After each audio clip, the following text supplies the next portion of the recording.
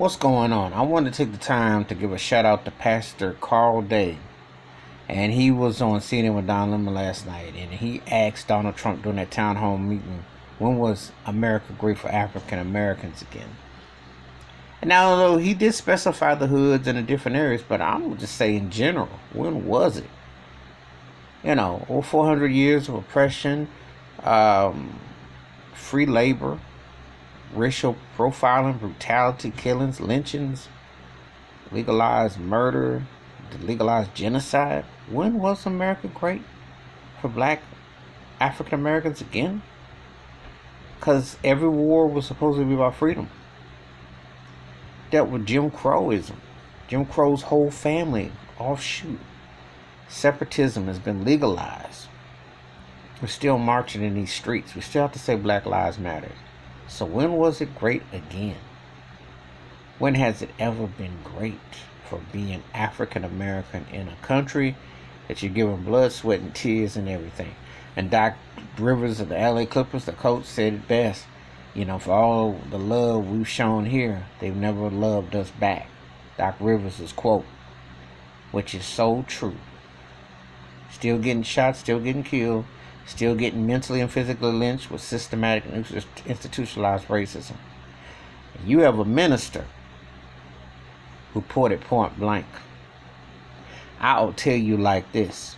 If you belong to a church or something, you should ask your minister, your priest, to speak the truth about race relations in America between black and white in the history.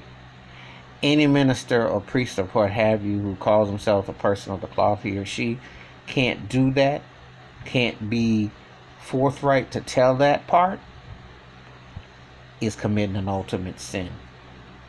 Because the way you are with people in this journey is a big picture of everything. Let me repeat that. The way you are with people in this journey is a big picture of everything. You cannot ignore elephant in the room. And so Trump always likes to throw the economy 6 months prior. But like the minister said, well, that means 2016 to 2019, it was bad for African Americans. See, always trying to throw money around to justify. Just like in Louisville, Kentucky, trying to throw $12 million to Breonna Taylor's family won't bring her back. And those cops still have not been charged. All the denials. You see some statues coming down, a few things happen with George Floyd. But you still haven't solved issue. You see the NFL with this promotion and all this. Colin Kaepernick or Reed can't get a job back in the NFL. You see all this promotion with the NBA with all this. Besides Mike, you got one black owner, Michael Jordan. Or more black general managers, coaches, etc. Same thing with the NFL, same thing with Major League Baseball. You can put logos on everything. You can brand everything. Does that mean that you are going to justifiably come together? Nobody's saying having a kumbaya and sing We Are the World. But you expect changes to happen. And the minister asked him, and Trump had no answer. He can't answer it because this mental illness, sickness, this virus that has been given on and on and on without masks or with however you want to call it, the ignorance to ignore the racist agenda and implications that are very strong and prevalent in the United States, which has benefited all countries from here to Africa against us, is real. So why would you break up the money chain, the food chain of free, when you've profited and you never had to be accountable? And I will say this one last comment. America has never gotten a big payback for black America.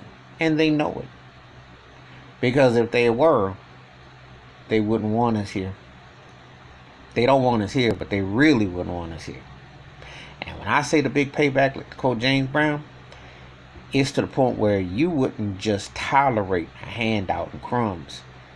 You would demand your true freedom. Like the people in Georgia with the 19 families moving in that remote area in Georgia, and they're building their own land. you would force reparations and you would force a change. But that starts with people loving themselves, respecting one another, and coming together as one another. And that would make America scared of black folks. Told you before, and I've always said it again. If we had 50% love and beyond, they couldn't cope here. They could not cope. Personally, they shouldn't be able to cope. If you're black, like I said, I watch these NFL contracts. These cats got together, put 50 million stacked together, and said we're going to work together to build our ownership, a franchise, build this up.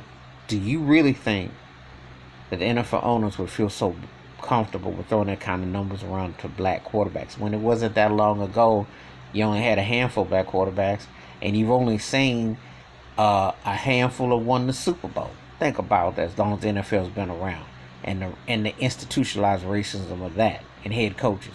So imagine if you put your pot together, and what would happen? That would flip the script, and people who aren't held accountable would have to be held accountable. So I want to give a shout out to Pastor Carl Day for asking Donald Trump when was America great for African Americans, because it ain't never happened. It's just that we kind of play this role. We do a lot of acting to tolerate, to get along, go along, get along. That's what a minister is supposed to do with the cloth. Give me your thoughts, your takes, hit the like, subscribe, the bell rings, a new video. Wash your hands, keep your mind clear, watch out for one another. And if you're not getting those answers to your questions, something is wrong.